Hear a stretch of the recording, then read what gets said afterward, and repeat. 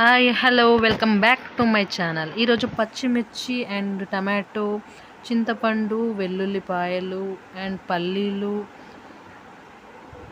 నువ్వులు వీటితో నేను పచ్చడి చేయబోతున్నాను. చాలా టేస్టీగా ఇడ్లీకి, దోశకి అండ్ అన్నంలోకి చాలా టేస్టీగా ఉంటుంది. ముందుగా అయితే ఒక బౌల్ తీసుకొని అందులో కొద్దిగా ఆయిల్ వేసుకొని ముందుగా మనం కట్ చేసి పెట్టుకున్నటువంటి పచ్చిమిర్చి వేసి కాస్త దూరగా వేగిన తర్వాత అందులోనే కొద్దిగా వెల్లుల్లి రెబ్బలు కూడా మనం వేయాల్సి ఉంటుంది. అప్పుడే చట్నీ చాలా టేస్టీగా ఉంటుంది. సో ఇవి కొద్దిగా వేగిన తర్వాత తీసి పక్కన పెట్టేయడమే. తర్వాత టమాటోలు ఇలా ఉడికించుకోవాలి. ఉడికించుకున్న తర్వాత ఈ టమాటో పేస్ట్ అండ్ పచ్చిమిర్చి పేస్ట్ ఇవన్నీ కూడా మనం గ్రైండ్ చేసుకోవాలి.